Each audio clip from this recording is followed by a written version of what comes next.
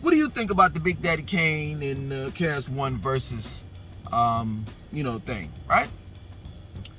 I'll say this. It's crazy. So, I thought that krs-one was the lyricist, and Big Daddy Kane was the entertainer. That night, it seems as though that they switched roles, and krs-one became the entertainer, and Big Daddy Kane became the lyricist. So that's one thing that I didn't know.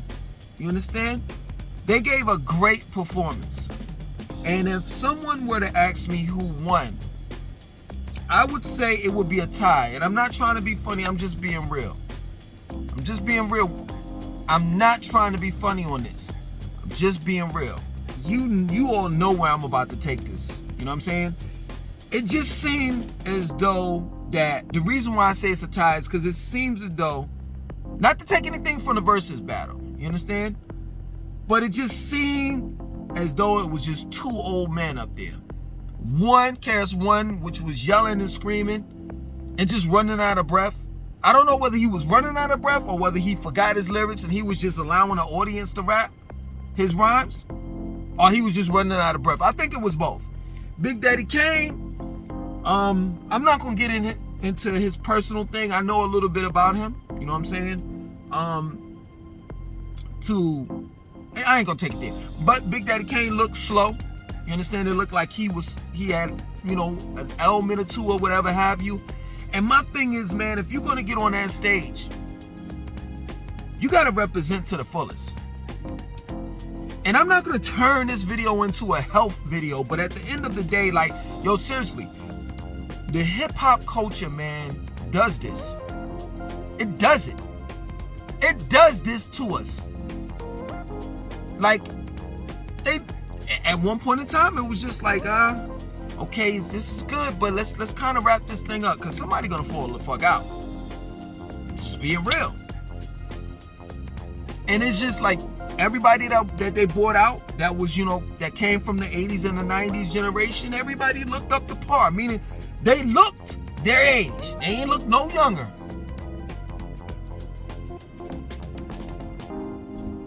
And we just gotta do better, man. Because I just don't want to see two old men look like they about to fall out. You know what I'm saying? I mean, they gave a good performance. You understand? But I don't know, man. I was just expecting a little bit more from Big Daddy Kane as an entertainer. I mean, I didn't know he was a lyricist like that, but I definitely knew he was an entertainer. So I was ready for the whole Scoob and Scrap and them, not for Big Daddy Kane to come out like with the high top fade, you know what I'm saying? And then, he's breakdancing and flipping and doing all the stuff that he did with his dances. I'm not saying that, but a little, it could have been a little bit more better than that, than what he did. You understand? I don't know, man. It was good. I said tie because it got to the point where it was just looking like two old men that was on the stage. I'm just being real, straight up. You understand?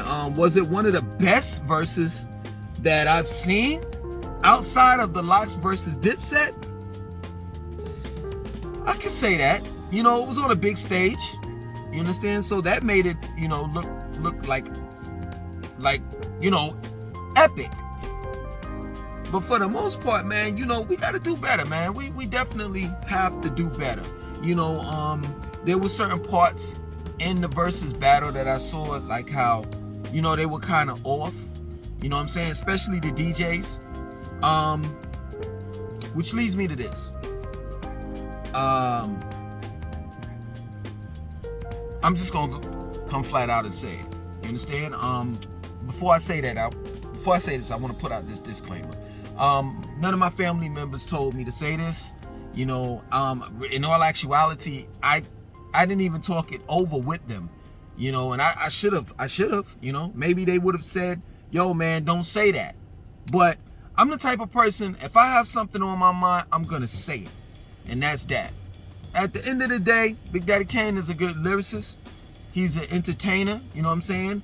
krs-one is great too, but I think that Big Daddy Kane's performance could have been a lot more better if he would have had his original DJ up there. I ain't gonna say original because I know what y'all gonna say, like Cutmaster C and whoever else. You know what I'm saying? But I'm talking about Skaz. Skaz has been his DJ for over 20 years, and I know that Skaz would have done a way more better job than the DJ that he had. Skaz knows, you know what I'm saying, Big Daddy Kane's music. They have a whole routine that they do. And I've seen it countless times. Skaz would have been the better DJ, and it would have been a way more better performance than the performance that Big Daddy Kane gave out. And I'm not being biased because, you know, me and Skaz, we're family. You know, Skaz is my brother-in-law. And when I saw the verses, right, and Fat Joe was introducing the DJ, I'm like, damn, he's saying a whole lot of shit about Skaz. I mean, Skaz is great. Don't get it wrong. Don't get it twisted. I'm not saying that Skaz ain't great. I'm just saying, I'm like, damn, you know, Fat Joe is like bigging Skaz the hell up. And I'm sitting here and I'm saying to myself, yo, this is it. Once Skaz does this, oh man, he's gonna take off. And for Skaz not to be there, after everything that he's done for Big Daddy Kane for over 20 years, is crazy to me. And I can judge Big Daddy Kane's character. Straight up. And it's not far-fetched for me to say that he has no loyalty when it comes to Skaz. Because that was Skaz's moment. Period. Like I said before, I'm not trying to be biased or anything like that, you know. But at the end of the day, Skaz is definitely a better DJ. And he's been DJing for Big Daddy Kane for over 20 years. If you don't believe me, go to Instagram, go anywhere, type his name up. DJ Skaz. From Durham, North Carolina. He's been Big Daddy Kane's DJ for over 20-something years. I mean, man, I did have a conversation with my sister, and I'm like, yo, y'all ain't, y'all ain't, you know, I ain't bringing up no family business, you know, but it was crazy, man. So, you know, like I said, I mean, I can't take anything away from Big Daddy Kane. He gave a good performance. krs-one gave a good performance. I'm not being biased whatsoever. It just got to the point where it was like looking like two old men up there. You know what I'm saying? One was running out of breath, and the other one, which was Big Daddy Kane, was like kind of like hunched over, and you know, it I'll go as far as to say this. It looked like he had somewhat of back problems or some shit. Like we can't get on stage looking like that, man. We just can't. I wouldn't have paid to go in to see that. And people act as though, you know, hey, you know, it's a battle and you overlook certain things. I'm not overlooking shit, especially if I paid my money. You understand? I ain't gonna lie. I expect the Big Daddy Kane to come out with the mink fur. Like I said, you know, the whole box fade and all of that. Hey, listen, that's back in the days with the cut in the eyebrows and all of that. That's the 3 parts in the eyebrows. That's back in the days. I expected him to at least come out with the mink coat. I understand that he's married, so he couldn't have came out with the broads and shit like that. But for the most part, it's like, you know, Scrap, I think it was Scrap or Scoop, one of the two came out and he did the little dance, and I'm like, yo, this is kind of like, you know, I observe shit. You know what I'm saying? The music was kind of off here and there. That's what I'm trying to say. I'm not trying to be biased. I'm just saying, like, if Skaz was there, everything would have went smooth. Straight up. And it just didn't. It wasn't a flop. Like I said before, it was good. But at the end of the day, it was just like, everybody was looking old. Like krs-one brought out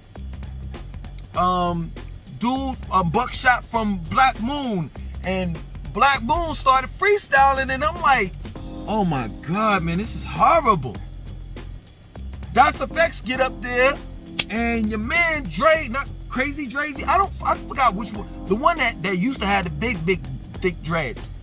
He continues to rhyme. Like, come on, man. When it's your moment, you get your moment. They haven't announced that you was gonna do any type of verses or anything. When it's your moment, you get your moment. Other than that, just walk off the stage.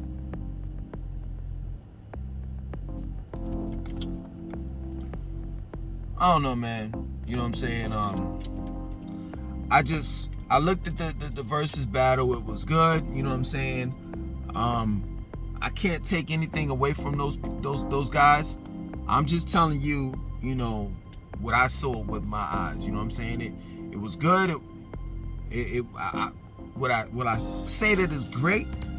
I'll say based on what we're seeing in this day and time, yes. In this day and time, yes. Other than that, there were a lot of problems that were going on that people that didn't have a keen eye wouldn't have picked up on, or ear wouldn't have picked up on, but I did. And yo, let me tell you something for future references. For the older people, you know what I'm saying? 90s rappers, whether you're rappers, R&B singers, whether you're females or men or males, right? If you don't have your shit right, don't get on that stage, man. Because you're gonna embarrass yourself. Straight up. If you can't do the splits like you used to do, don't do it. If you can't hold that tune like you used to hold it, don't do it. That plain and simple. Because I'm gonna hold you to the fire. And it's that plain and simple. Yo, it's nothing fucking complicated about this shit. We hold the youth to the fire, to the flames. We talk about their performance if they fuck up. We talk about how fucked up songs they come out with, and that shit ain't nothing but mumble rap and this and that and so forth. But then when it comes to the 90s people, right? And they put out an album, or they put out they perform or whatever. Oh, we gotta just accept the shit. Like, oh, that's the golden era. They OGs. No, motherfucker, I'm not going to a Wu-Tang fucking concert to see 20 niggas on the stage walking back and forth talking about Wu-Tang ain't nothing to fuck with. Wu-Tang ain't nothing to fuck. I'm not. I'm just not gonna see it. I'm not going. Mary J. Blige, you know what I'm saying? If you come up on if you do a versus or whatever, make sure the makeup and the hair's right and all the rest of that shit, and everything is tight. Don't get on stage looking like somebody's auntie. Straight up. I'm not trying to be funny. I'm just being real with the shit, though. Listen, I know I'm old, right? Right? I know better to go to a fucking club where ain't nothing but 21, a club that's 20 to 25 to 30 years old. That ain't my motherfucking age group. So, even though I look young, I'm still gonna stand out somewhat because I'm not gonna be looking like them. And I'm damn for sure ain't gonna be doing the dances that they're doing. Straight up. So if you can't come correct, if you can't put on a motherfucking performance when you doing a versus, if you running out of breath, if your fucking back hurt, if you can't do some simple dance that you used to do back in the days, I don't want to even see you. I just don't. And don't give me that bullshit of old age, because at the end of the day, if you would have ate right, if you would have worked out, exercised, and all the rest of that shit, and I'm not talking about Big Daddy Kane in specific, I'm just saying, just 90s rappers in general. If you would have just took care of your goddamn self, you wouldn't have to worry about this shit. I'm gonna hold you to the flames, just like how we hold these young boys. you know what I'm saying, and girls to the flames, to the fire, however way you want to put it. Straight up, that's the reason why man, I'm not going to no damn concert to see those motherfucking 90s motherfuckers. Erykah Badu done went to fucking Mars and came back, and y'all still worship this motherfucker. She just whacked out. We got the nerve to talk about us conscious ass niggas. I don't consider myself as being a conscious person. I do consider myself as being conscious, aware, or woke, but not part of the conscious community. So I'm just saying it just for the sake of the conversation. Us conscious ass niggas will have the nerve to talk about, oh, black women, they got the weeds, they got this and that. Erykah Badu and Jill Scott been wearing weeds for the last 20 fucking, more than that years. And ain't nobody said shit about them. Fuck out of here with that bullshit, man. That's the reason why I know that the youngins, they're right about motherfucking old heads like us. They're right about us. 100% right. Not 90, not 80, not 70, not 60. We all about double standards in this motherfucker. Because I'm telling you, at the end of the day, this is my word. I bet you in the comment section, a motherfucker got a problem. I bet you a nigga gonna have a problem with me talking about krs-one and Big Daddy Kane. krs-one running out of breath and Big Daddy Kane not being able to do dances and having back problems and shit, like he got back spasms or some shit like that. I bet you and the motherfucker's gonna have a problem with that. I bet you. But it's the truth. If you can't perform on that fucking stage, there's no point in you fucking getting up there. I don't want to see Snoop Doggy Dogg in a fucking wheelchair when he's 108 years old. Let your son do that shit. Straight up. Hell, I'm not gonna even lie, man. Busta Rhymes is one of the best performers on the planet when it comes to, you know what I'm saying, MCs. You understand? But at the end of the day, I don't even want to see him. He's not a great performer anymore. He don't do that. He don't do none of that shit. He don't be like the Dungeon Dragon like he used to be. I know he can't grow the dreads because he got like a spot in his head. And then he may not even, he may not be even into that shit anymore, like growing dreads. But I'm just being real with you. Maybe you could call me selfish, but at the end of the day, I'm just saying, like, I need you for who and what you, like, when I fell in love with you, pause. I fell in love with your music. I fell in love with your image. I fell in love with your style. That's the person I want to see. If you can't give me that, man, fuck that. I don't want it. Straight up. I listened to Busta Rhymes' last album. It was a great album. But I missed the whole image. I missed the everything about him, you know what I'm saying, as far as his physical appearance. When he started rapping about cocaine and drugs and shit, and he might have sold drugs. I'm not saying he didn't in Brooklyn. It's not what I don't know that actually. But when he started to go on that tip, I was like, man, nah. Because I fell in love with the colorful, creative, you know what I'm saying? Busta Rhymes with the crazy dreads and a rah, rah, rah. Now you don't get that. Split Stars just had like open heart surgery or some shit. And he don't move like he used to. Come on, man. Come on. But I'm the bad guy. Yo, Big Daddy Kane, what you did was wrong, man. You know what I'm saying? Aside from like Skaz being my brother-in-law, that was wrong, man. That man has been by your side for years. And man, that was his moment to shine. Y'all wanted me to talk about the versus shit, and I did. I'm done with it. It was a good performance, but hey, man, now y'all know how I feel and how I get down.